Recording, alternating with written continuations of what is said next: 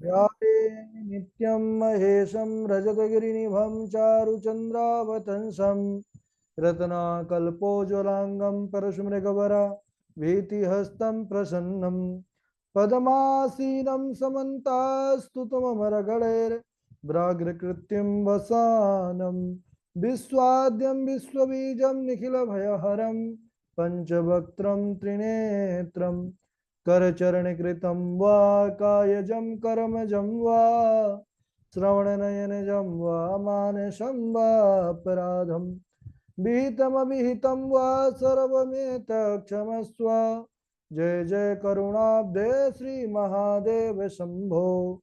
श्रीलक्ष्मीनाथ समारम्भां नाथयामुनिमध्यमाम् अस्मदाचार्यपर्यन्तां वन्दे श्रीगुरुपरम्पराम्। अञ्जनानन्दनं वीरं जानकीशोकनाशनं कपीशमक्षहन्तारं वन्दे लङ्काभयङ्करम्। भक्ति भक्त भगवंत गुरु चतुर्नाम वपुएक, इनके पद वंदन किए नाशत विघ्न अनेक। बोलिए सांब सदाशिव भगवान की जय, पावन शिव महापुराण की जय।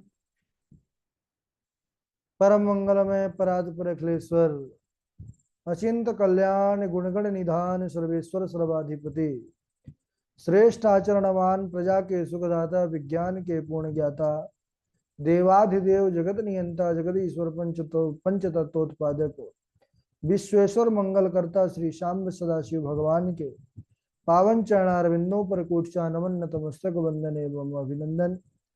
पराम्बा भगवती जगदीश्वरी शंकर शिव प्राण वल्लभा जगत जननी माँ जगदम्बा माता पार्वती जी के पावन चरणारविंदों पर कोटचा प्रणति। शिवाय शंभु का यह शब्द में विग्रह शिव महापुराण को कोटि कोटि प्रणाम। समस्त भूतादिक सी आराम में सब जग जानी करहूं प्रणाम जोर जुग पानी। हम सब का यह परमो सौभाग्य कि शिव कथा मंदाकिनी पर अवगाहन करने का लाभ प्राप्त कर रहे हैं। हम सब कैलाश संहिता पर प्रवेश किए हैं और जिसमें सुंदर सूत जी महाराज से ऋषियों ने प्रणव की महिमा का वर्णन, प्रणव का स्वरूप जानने का निवेदन किया है। सूत जी कहने लगे, हे मुनीश्वरों, आप बड़े भाग्यशाली हैं जो कि कथाओं को सुनने में इस प्रकार अपनी रुचि रखते हैं और आपकी दृढ़ भक्ति है भगवान शिव के प्रति। हमारे गुरु व्यास जी जो नैमिषारण्य के वासी मुनियों को उपदेश दिया था, अब मैं वही आपसे कहता हूं। जब स्वारोचिष मनु थे तब उसके अंत में दृढ़व्रती तपस्वी ऋषियों ने नैमिषारण्य की पावन भूमि, जिसको चक्र तीर्थ कहते हैं, सिद्धियों को प्रदान करने वाला ऐसा यज्ञ का आयोजन किया जो 1000 वर्षों तक चलने वाला था। सज्जनों,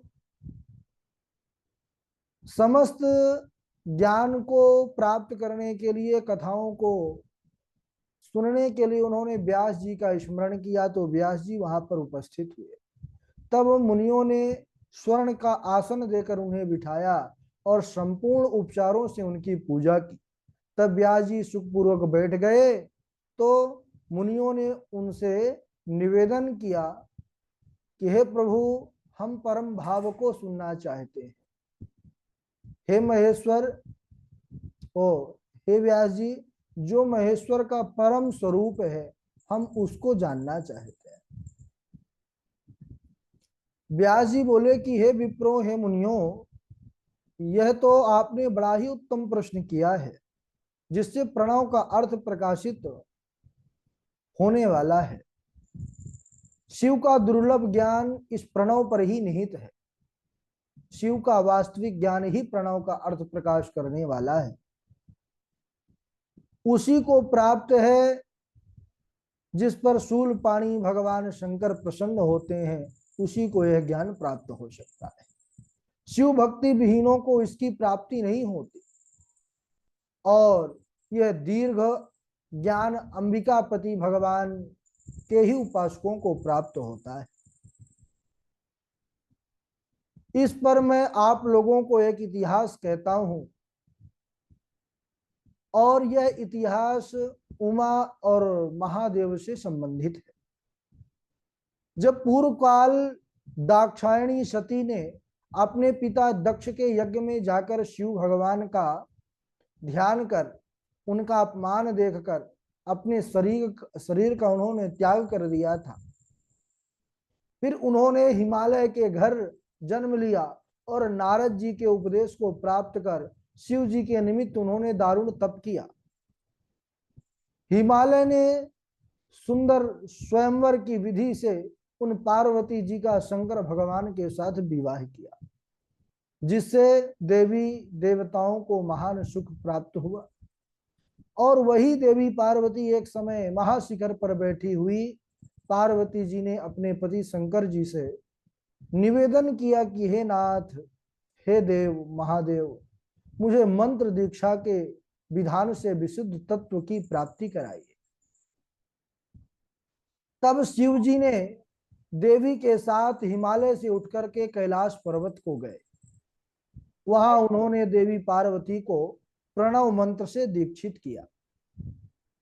पार्वती जी ने पूछा कि हे देव, प्रणव कैसे प्रकट हुआ और इसकी कितनी मात्रा है, और वेद के आदि में यह कैसे कहा जाता है? ऐसा प्रश्न हुआ महादेवी का। इसके कितने देवता हैं तथा इसकी क्या व्यापकता है, इसकी क्या दिव्यता है? देवी के इस प्रकार प्रश्न करने पर भगवान सदाशिव पार्वती मैया की प्रशंसा करते हुए बोले कि हे देवी, जो कुछ आपने मुझसे पूछा है वह मैं आपसे कह रहा हूं, ध्यान देकर के श्रवण कीजिए, क्योंकि इसके श्रवण मात्र से जीव शिव के समान ही हो जाता है। प्रणवात्मक मंत्र सब मंत्रों का बीज है सज्जनों, प्रणव से ही सारे मंत्र प्रकट हुए हैं। इतना ही नहीं, भगवान शिव अपने मुख से यह बात कह रहे हैं कि हे देवी, इनमें वही देवेशी सर्व मंत्र शिरोमणिम आकाश्याम्य हम प्रदास्यामी जीवा नाम मुक्ति हेतवे। हे देवी, मैं काशी में जीवन की मुक्ति के लिए सभी मंत्रों में श्रेष्ठ इस प्रणव का ही उपदेश करता हूं। ब्रह्मा से लेकर सब प्राणियों तक यह प्रणव ही सबका प्राण है। वाह भाई। ईशानः सर्व विद्या नाम, यह श्रुति है। तो इन श्रुतियों से कहने लगे कि यही अर्थ आता है कि सब जगह केवल मैं ही हूं। वेदों ने सत्य कहा है, इसलिए वेद का आदि मैं हूं। ओम प्रणव ही, कोई भी मंत्र होता है वह प्रारंभ ही होता है हरि ही ओम, ओम से। तो प्रणव मेरा ही वाचक है। मेरा वाचक होने के कारण यह प्रणव वेदों का आदि भी कहा जाता है।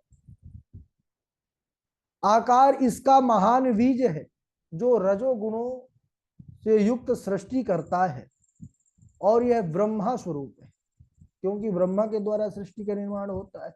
उकार उसकी योनि रूपा प्रकृति है, जो सत्व गुण युक्त पालन करता हरि का स्वरूप है। मकार बीज युक्त पुरुष है, जो तमोगुण से युक्त संहार करता शिव का स्वरूप है। बिंदु साक्षात प्रभु माहेश्वर है, उन्हीं के द्वारा जगत का तिरोभाव कहा गया है।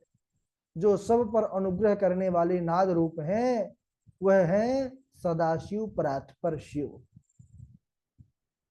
इसके बाद उन्होंने प्रश्न करने पर संन्यास का वर्णन, आचार विचार, इसका सुंदर वर्णन किया है।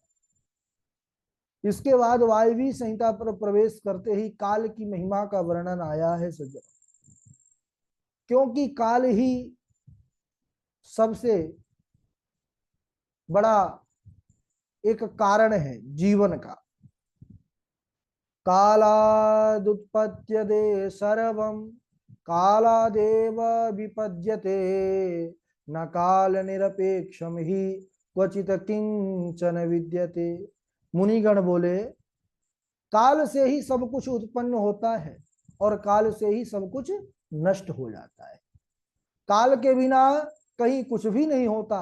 यह भागवत का स्वरूप और भगवान का स्वरूप, समस्त शास्त्रों का स्वरूप काल यानी सदाशिव ही स्वरूप है।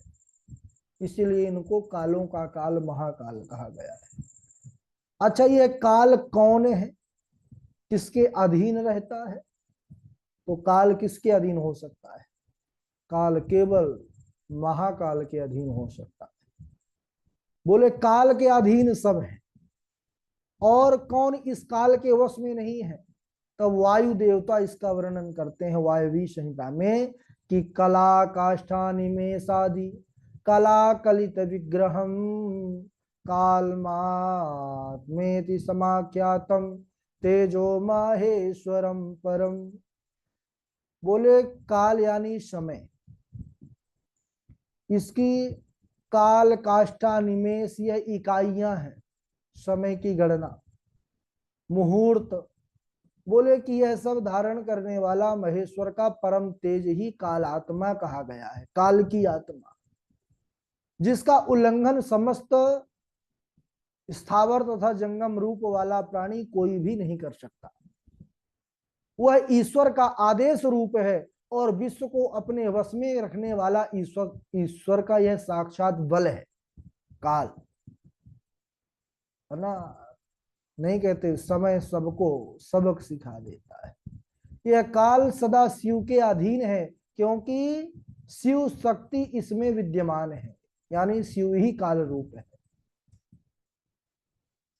तभी तो इसको रोकना महान कठिन है। जैसे महादेव महाकाल को रोकना कठिन है, ऐसे ही यह काल है, क्योंकि तभी यह समय समय पर शीत वायु चलाता है, समय अनुसार मेघ जल बरसाने लगते हैं, समय समय पर सूर्य नारायण अपनी तीक्ष्ण किरणों से जगत को तप्त करने लगते हैं, फिर समय पर ही वह शांत कर देते हैं। ऐसा मौसम हो जाता है, समय के अनुसार खेतों में अन्न अधिक पैदा हो जाता है। इन्हीं कारणों से यह काल भगवान शिव शक्ति द्वारा जगत को जीवन देने वाला कारण भी बन रहा है। जो इस काल तत्व को तत्व रूप से समझ जाते हैं, वे ही कालात्मा का अतिक्रमण कर काल से परे निर्गुण परमेश्वर का दर्शन कर पाते हैं। ना यस्य कालो न च बंध मुक्ति न यह पुमान न प्रकृतिर न विश्वम विचित्र रूपाय शिवाय तस्मै नमः परस्मै परमेश्वराय। बोले जिसका ना काल है, ना बंधन है, ना मुक्ति, ना पुरुष, ना प्रकृति तथा ना विश्व है, उस विचित्र रूप वाले परमात्मा परमेश्वर शिव को नमस्कार है। इसके बाद तीनों देवताओं के आयु का वर्णन है, ब्रह्मा विष्णु महेश। इन तीनों देवताओं का आयुर्बल क्या है? ऋषि बोले कि हे वायु देवता, अब आप कृपा करके आयु का परिमाण एवं संख्या को सुनाइए। वायु देवता कहने लगे, आयु का पहला मान निमेष कहा गया है, यानी पहली गणना निमेष, संख्या रूप काल की सांततीय कला चरम सीमा है। बोले निमेष किसको कहते हैं? तो कहने लगे आक्षी पाक्षम परिक्षेपो निमेषो परिकल्पिता, यानी आंखों के पलकों को गिरने में झपकने में जितना समय लगता है उसको निमेष कहते हैं। अब ये बताइए कि हम देखते हैं तो कभी ऐसा लगता है कि बीच में रुक गया देखना? हम कंटिन्यू देखते रहते हैं, लेकिन उसके बाद भी पलक अपना काम करती रहती हैं, गिरती हैं, लेकिन पता नहीं चल पाता। क्यों? क्योंकि वह बहुत कम समय के लिए झपकती हैं। ऐसे उसी जो गिरने का समय सीमा है उसको निमेष कहते हैं। फिर निमेष के बाद क्या कड़ी आती है उसको हम अगले दिवस श्रवण करेंगे। आज यहीं तक। बोलिए सदाशिव भगवान की जय। चलिए, सबसे पहले स्वामी गोपिकानंद जी हैं, पावनी जी हैं, गगन जी हैं, नंदा जी हैं, श्लोक सुना दीजिए। राधे राधे आचार्य जी। जी राधे। अर्धमात्रा स्थिता नित्यायानुचार्या विशेषतः त्वमेव सन्ध्यां सावित्रीं त्वं देवी जननी परा त्वयेतद्धार्यते विश्वं त्वयेतत्सृजते जगत् त्वयेतत्पाल्यते देवी त्वमत्सन्ते च सर्वदा विश्व विसृष्टो सृष्टिरूपा त्वं स्थितिरूपा च पालने पञ्चवर्षसहस्राणि बाहुप्रहरणो विभुः तावत् तावप्यति बलोन्मत्तो महामाया विमोहितो भवेतामद्य मे तुष्टो मम वध्या बभूभावपि तथेत्युक्त्वा भगवता शाङ्खचक्रागदाधृता कृत्वा